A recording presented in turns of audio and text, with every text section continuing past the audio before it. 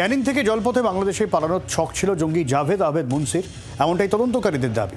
জাভেদ থেকে উদ্ধার হয়েছে শ্রীনগরের আধার কার্ড, মিলেছে তাতে হাতে লেখা নোট। কি উদ্দেশ্যে লেখা এই নোট?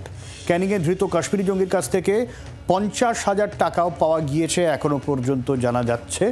এবং তাতে যে নোট ছিল সেই নোট কি লেখা হয়েছে সেটা নিয়েও এখনো পর্যন্ত তদন্তকারী আধিকারিকরা তারা তদন্ত করছেন।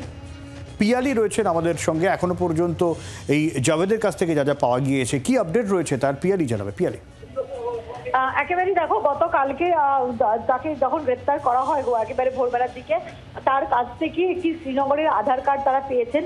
তার পাশাপাশি বেশ কয়েকটা চিরকুট তারা পেয়েছেন, তার মধ্যে কিছু লেখা রয়েছে যেটাকে ডিকোড করার চেষ্টা করছেন। কয়েকটা দেখে যেটা তদন্তকারী অফিসারদের অনুমান, কিছু সোশ্যাল মিডিয়ার আইডি হতে পারে।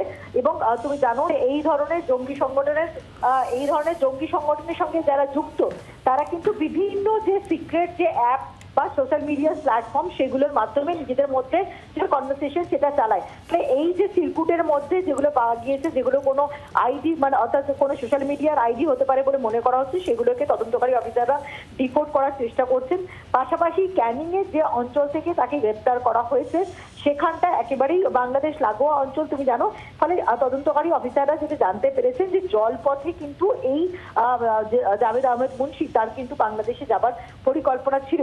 ইতিমধ্যেই শ্রীনগর পুলিশ তাকে আজকেই ফ্লাইটে করে জম্মু কাশ্মীর পুলিশ তাকে শ্রীনগরে নিয়ে যাবে, সেখানে গিয়ে তারা জেরা করবে। পাশাপাশি রাজ্য পুলিশের এসটিএফও কিন্তু তাদের সাথে কথা বলে জাভেদ আহমেদ মুন্সি তার আরো কোনো রকম কোনো উদ্দেশ্য ছিল কিনা সেগুলো জানার চেষ্টা করবে।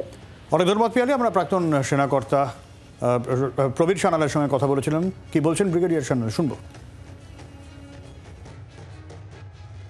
ওয়েস্ট বেঙ্গল হচ্ছে একটা হাব হয়ে গিয়েছে যেটা টেররিস্টদের হেল্প করছে। এখন এরা ধরা পড়েছে, আমরা এখন জানতে পারবো ওর আলটিমেট মোটিভটা কি ছিল। ও দিল্লি থেকে কলকাতায় এলো, তারপরে ক্যানিং গেছে, আর তারপরে নাকি ওনার প্ল্যান ছিল ওনারা বাংলাদেশে ইনফিলট্রেট করবে, কিন্তু তার আগে ওরা ধরা পড়েছে। এখন ইনভেস্টিগেশন চলবে, ইন্টারোগেশন চলবে, আরো ব্যাপার ধরা পড়বে। আমাদের যে কাউন্টার ইন্টেলিজেন্স সিস্টেমটা মোটামুটি ভালোই কাজ করছে, যেটা বোঝা যাচ্ছে।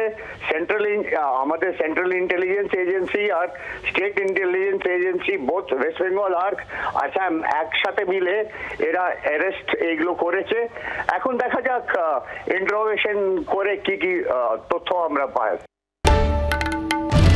বাংলার আওয়াজ, বাঙালির আবেগ, জি 24 ঘন্টা।